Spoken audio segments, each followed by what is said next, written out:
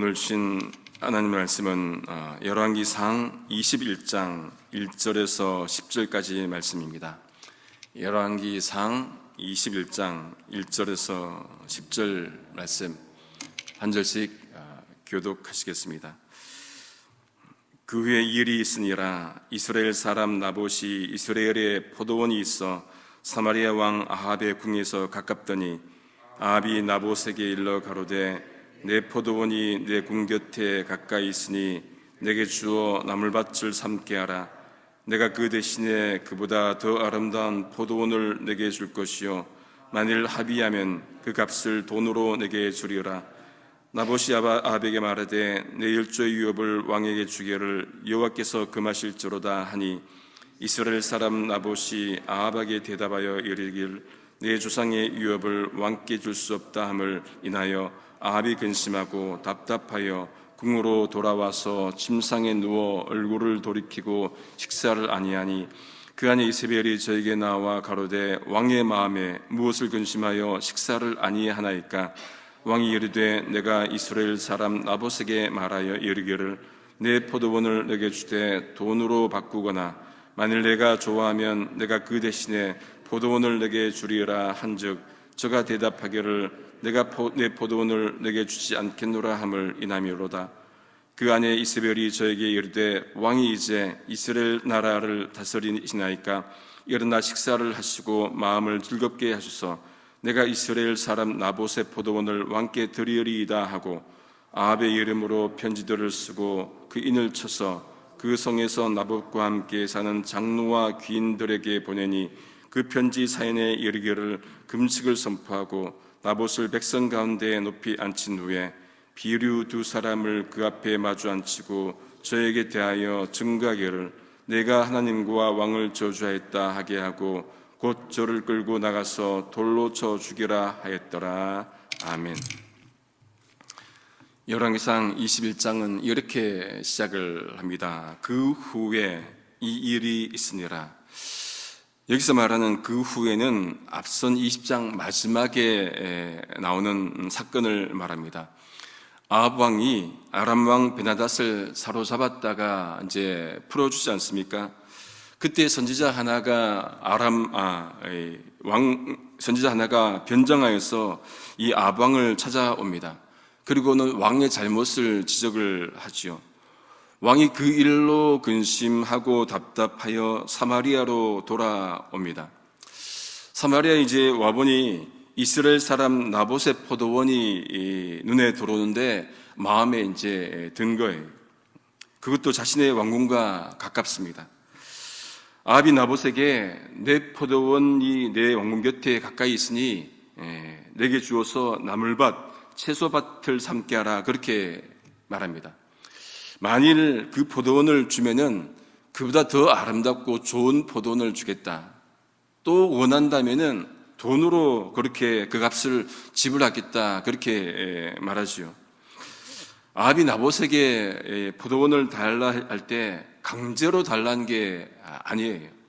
합법적으로 돈으로 사겠다고 그렇게 했습니다. 아무리 악한 아합 왕이라 하더라도 합당한 대가를 지불하겠다는 그런 말을 하죠. 그런데 왜 갑자기 이 포도원을 사겠다고 했을까요?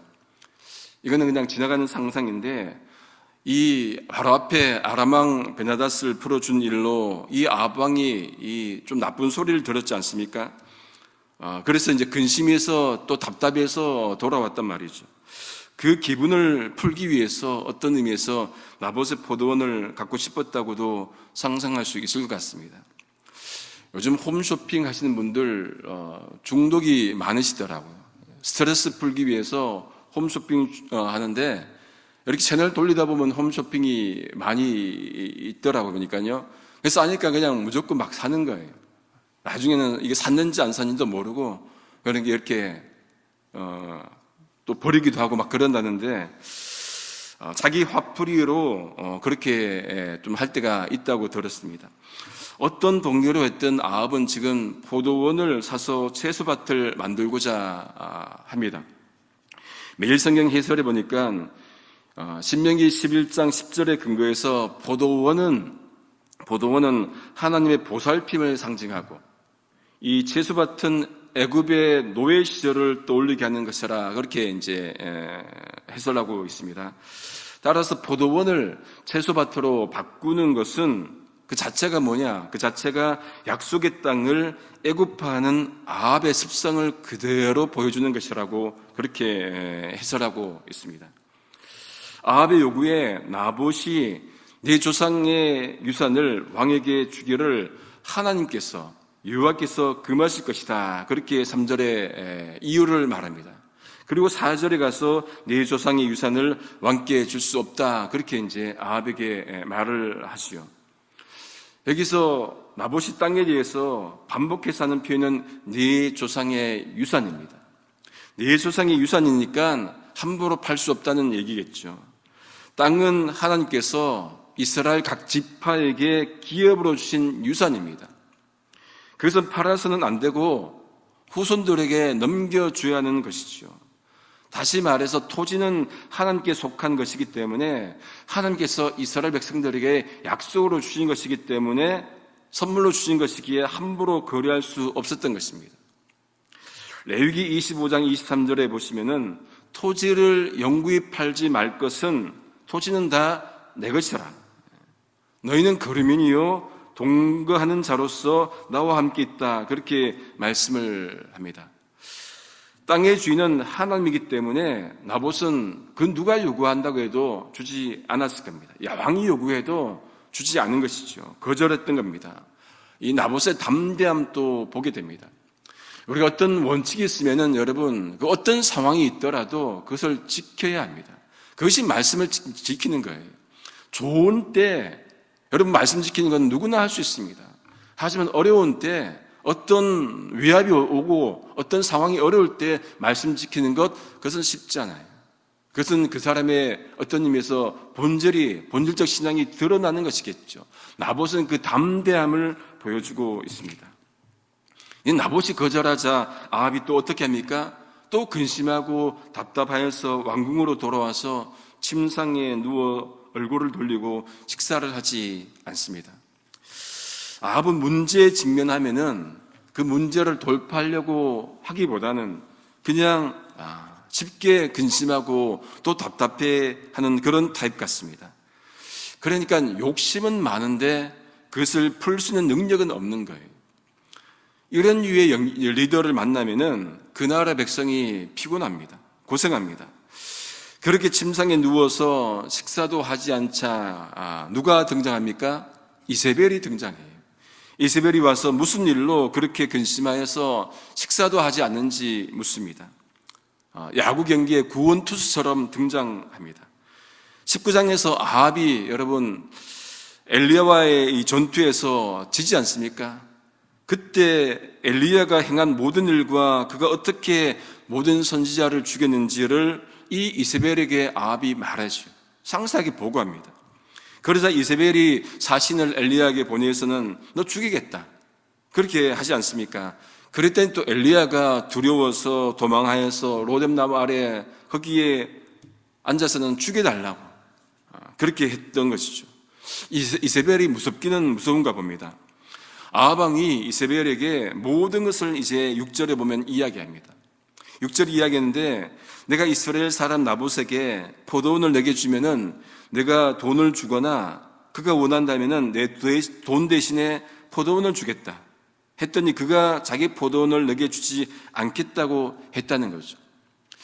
여러분 이때 이 아합의 말 톤이 이 왕의 톤으로 얘기했겠습니까? 어떻게 얘기했겠습니까? 징징대는 톤으로 얘기했겠죠. 애들이 여러분 징징대는 그 톤, 제가 흉내는 못하겠지만 알잖아요. 그죠? 그런 톤으로 말을 했을 것 같습니다. 아합은 아내 이세벨이 없으면은 나라를 다스리지 못할 것 같습니다. 모든 것을 일러바치고 아내의 등 뒤에 숨습니다. 이세벨이 그런 아이 같은 아합에게 이제 뭐라고 합니까? 왕이 이제 지금 이스라엘 나라를 다스리시나이까? 그렇게 묻습니다. 세 번역으로 보니까 이렇게 번역해요. 당신은 현재 이스라엘을 다스리던 임금님이 아니십니까? 그리고 공동 번역은 당신은 이스라엘의 왕답게 처신하십시오. 그렇게 이제 권면합니다. 쉽게 표현하면은 뭡니까? 당신 왕 아니야. 그런 말이겠죠. 한편으로는 이건 왕을 업신여기는 그런 표현으로 보입니다. 약한 왕 옆에 악한 강한 아내 이세벨이 있습니다. 이세벨이 왕에게 일어나서 식사를 하시고 마음을 즐겁게 하소서 그렇게 이제 말합니다. 여러분 앞에서 이런 장면을 혹시 보지 않았습니까? 엘리야가 갈멜산 전투에서 아합이 이끈 바알의 선지자들을 이기고 난 다음에 이 엘리야가 아합에게 그런 말을 하죠. 올라가서 먹고 마십시오. 두 번이나 이런 표현이 아합을 향해서 나왔다면 한편으로는 코미디입니다. 아합은 왕인데 나라에 대해서는 별로 말이 없고 그저 먹고 그냥 즐겨라 그렇게 말합니다. 이세벨의 말도 그렇게 들려요. 왕으로서는 별로 기대를 안 할 테니까 잘 먹기나 하십시오 그렇게 들리기도 합니다. 이제 이세벨이 말합니다. 내가 이스라엘 사람 나봇의 포도원을 누구한테 드리겠답니까? 왕께 드리겠습니다. 왕이 그 포도원을 빼앗아서 혹은 뭘 해서 다른 사람에게 주는 그게 아니라 내가 이스라엘 사람 나봇의 포도원을 왕께 드리겠습니다. 왕이 누군지 모르겠어요 지금. 왕이 해결하지 못해 쩔쩔매는 문제를 왕비 자신이 해결해 주겠다고 합니다. 그래서 이제 자신 있게 내가 마음만 먹으면 손에 넣을 수 있다는 그 얘기겠죠. 군주의 전형적인 모습을 볼 수 있습니다. 이제 이세벨이 아합의 이름으로 편지를 쓰죠. 편지를 쓰는데 그리고 인을 치고 복마에서 성읍에서 나봇과 함께 있는 그 장로와 귀인들, 귀족들에게 이제 보냅니다. 여기서 편지는 통지문이겠죠. 그 편지를 거는데 사실 누가 써야 합니까? 왕이 써야 되죠.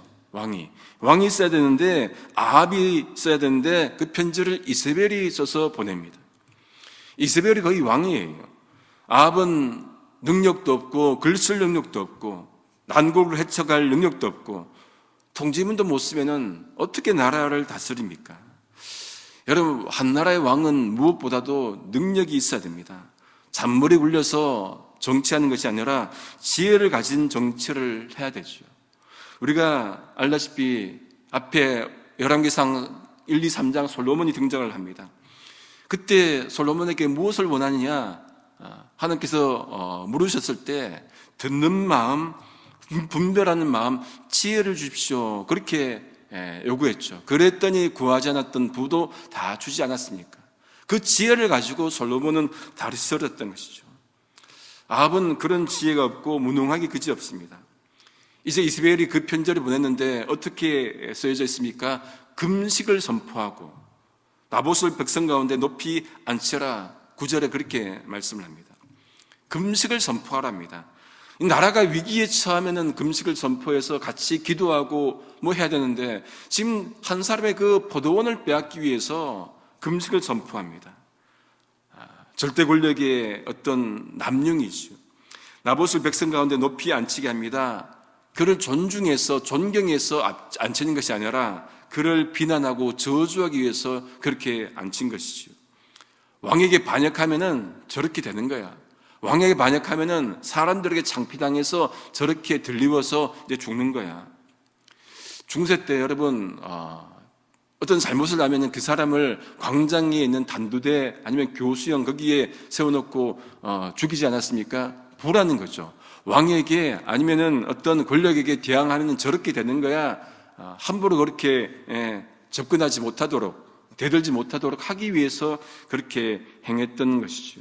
권력에 대한 복종을 강요했었습니다. 그렇게 한 다음에 불량자 두 사람을 그의 앞에 마주 앉히게 하고는 이제 저주하게 합니다. 나봇이 하나님과 왕을 저주하였다. 그렇게 거짓말을 하게 하는 거죠. 그리고 곧 그를 끌고 가서 돌로 쳐 죽여라 합니다. 불량배 건달 둘을 나봇과 함께 마주 앉히게 하는 것 겁주는 것이죠. 영화에서나 나올 법한 그런 장면입니다. 조폭들에게 돈 받아내게 하기 위해서 막 보내지 않습니까? 그렇게 동원되었던 건달들이 이제 나봇이 하나님과 왕을 저주했다. 이거는 뭐 어떻게 피할 것이 없는 거예요. 가장 큰 죄가 하나님 저주하는 것, 왕을 저주하는 것 아니겠습니까? 그런 상황으로 몰아가는 거예요. 그리고는 돌로 쳐 죽이지요. 오늘 말씀은 그렇게 끝이 납니다. 이스라엘을 보면은 전형적인 군주의 모습을 보는 듯합니다. 니콜로 마키아벨리가 쓴 이제 군주론이라는 책이 이제 있습니다. 이런 말이 나옵니다. 군주가 신의를 지키면서 교활하지 않고 성실하게 사는 것이 얼마나 칭송할 만한 일인지는 모두가 알고 있다. 이제 신의를 지켜야 된다는 것은 모두가 알고 있다는 거예요. 그럼에도 불구하고 경험으로 볼 때 우리 시대에서 위대한 일을 이룬 군주들은 신의에 대해서는 거의 고려하지 않았고 교활함으로 사람들의 머릿속을 어떻게 혼란시키는지에 대해서 잘 알았던 인물들이라는 것을 알게 된다. 그러니까 신의를 지키는 게 이론적으로 맞는데 현실적으로 보니까 신의가 중요한 것이 아니라 교활함으로 다스리는 것이 중요하다. 그러면서 이렇게 또 설명을 해요. 두 종류의 싸움이 있는데 하나는 법으로 하는 싸움이 있고 힘으로 하는 싸움이 있다는 거예요. 법으로 하는 싸움은 인간에게 적합하지만은 힘으로 하는 싸움은 짐승에게 적합하다. 그런데 법으로 하는 싸움으로 충분하지 않다는 거예요. 힘으로 하는 싸움에 때로는 호소할 필요가 있다. 그래서 군주는 짐승과 인간을 어떻게 사용할지 잘 알 필요가 있다. 그렇게 말을 합니다. 제가 지금 이번 학기에 학교에서 서양 철학을 강의를 하는데 이제 마키아벨리 이 부분이 나와서 군주론을 같이 이렇게 강의를 하는데 마치 연결이 되더라고요. 이 이스라엘을 보니까 완전히 그냥 군주예요. 힘으로 통치하는 것 아니겠어요? 법이 아니라 힘으로 통치하고 신의가 아니라 교활함으로 통치하는 게 이스라엘의 모습입니다. 전형적인 군주의 모습이에요. 사람들의 마음을 이렇게 배려하는 것이 아니라 어떤 형태로는 그냥 빼앗고 착취하고 그렇게 하는 게 군주의 모습이다. 그렇게 이제 말을 합니다. 말씀을 정리합니다. 아합왕과 이세벨의 조합은 탐심 많은 왕과 무자비한 왕비의 조합 같습니다. 이들이 만들어내는 이 나라는 엉망일 것이고 그 나라는 분명히 백성들이 피곤할 겁니다. 이들을 통해서 지도자의 중요성을 다시금 보게 됩니다. 짐승 같은 힘을 바라는 그런 군주적 왕이 아니라 법과 신으로 나라와 공동체를 다스리는 그런 리더가 필요한 시대입니다. 무엇보다도 하나님을 두려워하는 그런 리더가 필요한 시대죠. 미국도 한국도 그런 리더가 정말로 세워지기를 성부, 성자, 성령의 삼일체 하나님의 이름으로 소망합니다. 기도하시겠습니다. 하나님 아버지 감사합니다. 우리에게 나봇 같은 정말로 담대한 믿음을 허락해 주옵소서. 어떤 아버지 형편에 있더라도 믿음 지키는 그 신앙 가지게 하나님 인도하여 주옵소서. 또 아버지 하나님 어떤 일이 있더라도 하나님 말씀 지키게 도와주시고 우리에게 정말로 아합과 이스벨 같은 그런 폭군 같은 모습이 사라지도록 하나님 인도하여 주시옵소서. 오히려 이 땅 가운데 정의와 사랑이 정말로 흘러넘칠수록 아버지여 정말로 역사해 주옵시고 우리가 그 일에 쓰임받기를 원합니다. 하나님 하루도 인도하여 주옵시고 우리 가정과 교회를 지켜 주옵소서. 모든 것 주께 감사하고 존귀하신 예수님의 이름으로 기도드립니다. 아멘.